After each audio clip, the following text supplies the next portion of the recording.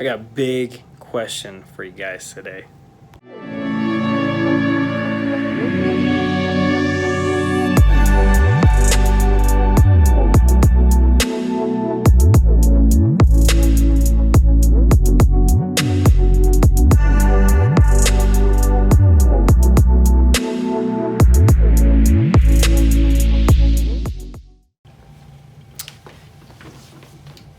Is God real? The question about God's existence is perhaps one of the oldest questions in all of existence. Since there have been people, they've been wondering, how do we get here? And is there something more? Is there something greater out there? I would ask you, is God real? Can you prove that God is real? See, when I was a teenager and when I was a kid and I would try to tell my friends about God, my argument, my case would be, well, this one time I was worshiping and I was singing and it just felt so good. It felt so powerful and I felt God right here. And they would say, well, I've never felt that before. So that's not really good evidence to prove that God is real. So how do we prove that God is real? How do we prove that God is real to our unbeliever friends, to the people around us, and that it's not some emotional case, but with actual facts? Well, there's a book that we're going through as a youth group and we're talking about, and it's called The Problem of God, and it's by a pastor named Mark Clark from Canada, and he puts together an argument for God's existence, but also a ton of different other things that we're going to be covering: science, exclusivity, and so on and so on. So all the stuff I'm about to talk about in this video is his work, his research, and it's from the book Problem with God. You should probably go buy it because it's pretty awesome. So how do we prove that God is real? How do we prove that God exists? Well, the book makes 3 different arguments that I think work really well. And argument number one is morality. Think about this. From the moment that we're little kids that were born, we understand this concept of there's good, but there's also evil. We play games like cops and robbers. We play war and it's good guy versus bad guy, right? We have this understanding of good versus evil. Even when our parents are teaching us and correcting us about things that we're doing wrong, they use this language of do not steal because it's bad. Or you did a good job. But they never break it down, and the definition of bad is blah, blah, blah, blah, blah, and you did that. Or it displeased me, or whatever. No, you were bad. And guess what? As a little kid, you already know what bad is. You have an understanding of what bad is. So when your mom tells you that you've been bad, oh, I've been bad. I don't want to be bad. She doesn't have to explain to you the very concept of bad. The question is where does that come from? How is it that all of humanity has a shared belief in morality? In his book, Mere Christianity, C.S. Lewis said this: everyone has heard people quarreling before. They say things like this: how'd you like it if anyone did the same to you? That's my seat. I was there first. Leave him alone. He isn't doing you any harm. Why should you shove in first? Give me a bit of your orange, I give you a bit of mine. Or this one: come on, you promised. People say things like this every day, educated people as well as uneducated, and children as well as grown-ups. Now, what interests me about all these remarks is that the man who makes them is not merely saying that the other man's behavior does not happen to please him. He is appealing to some kind of standard of behavior which he expects the other man to know about. It looks, in fact, very much as if both parties had in mind some kind of law or rule or fair play or decent behavior or morality or whatever you like to call it, about which they really agreed. I love that quote because it shows us that we're all just in agreement to some shared sense of morality that is untaught, unsaid, and we expect everyone else to know about it. The question is where does that come from? Well, it comes from God. God gave that to you. Have you ever thought about this? What makes us humans different than animals? Animals have no moralities. Do you guys know that male grizzly bears will eat their own cubs? They will eat their own babies.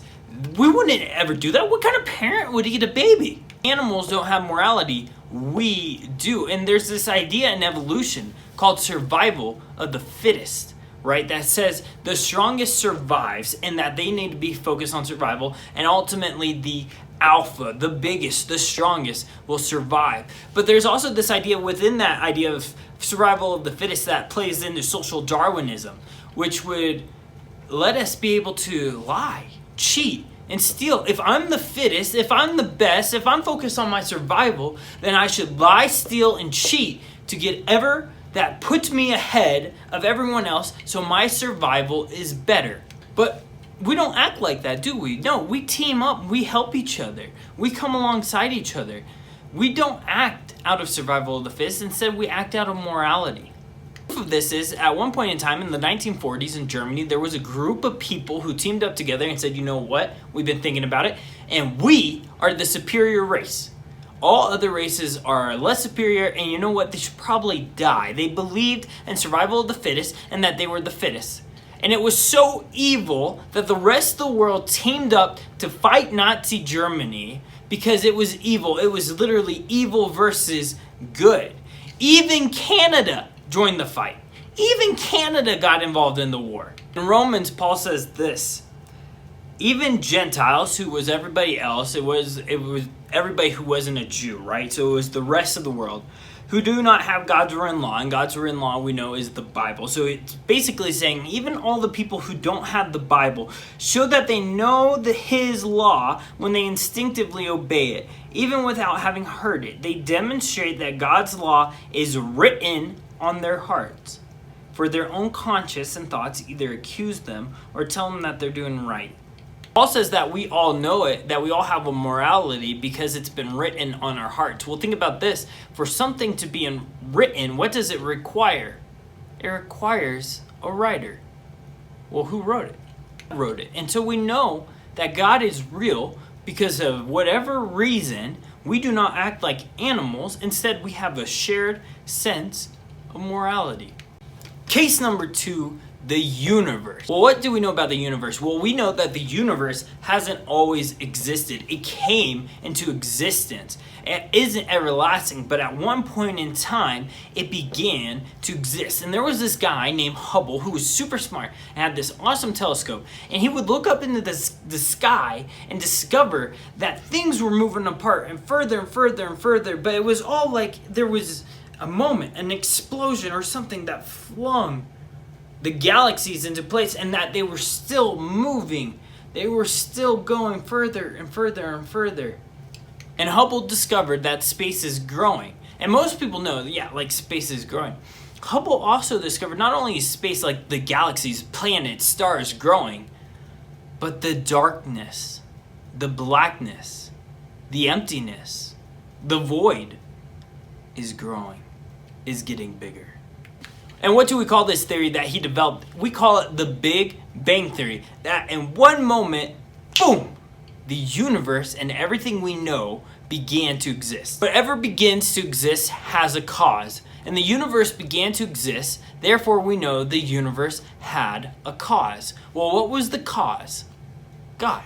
In Hebrews 11, it says this: by faith we understand that the entire universe was formed at God's command, and that what we now see did not come from anything that can be seen. The world that we see, the universe that we see, came from something that we cannot see, God.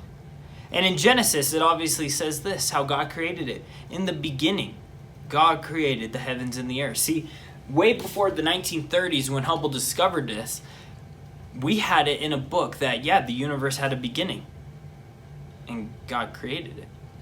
Francis Collins, one of the world's foremost experts on DNA, said this: the Big Bang cries out for a divine explanation. It forces the conclusion that nature has a divine beginning. I cannot see how nature could have created itself, only a supernatural force that is outside of space. We know God is real because the universe exists. Something so great and so powerful would have had to create the universe. Case number 3, design. We know God is real because of the design of the universe. Carl Sagan, who is this guy who was an astrophysicist, astrobiologist, cosmologist, astronomer, was world renowned. He also started a show called Cosmos, said this: the equivalent of 20 million books is inside the heads of every one of us. The neurochemistry of the brain is astonishingly busy. The circuitry of a machine more wonderful than any devised by humans. Stephen Hawking said this: the odds against a universe like ours emerging out of something like the Big Bang are enormous. But get this part, I think there are religious implications. Stephen Hawking said that because he saw a universe so vast, so great, and with so much design, he understood that it couldn't have just happened, that it had to have been designed. Think about this. This desk, you want to go out into the woods and see this desk and think, wow, what a strange tree. No, why? Because it has a design behind it. And we understand that the universe has a design. The way my body works is a design. It didn't just happen on accident, but we were all designed in such a particular way that we can't deny that there was a designer. You wouldn't take a computer out of a box without no programs, no design, and expect that computer to program itself. No, the computer would need someone to come and design a program. And that's what the world is. Question is, why does any of this matter to you? It's because maybe you've been searching for something. Maybe you want to know, is there a God? Is there something bigger than myself? Is there something I can put my hope in and my trust in? Is there something that I can believe in?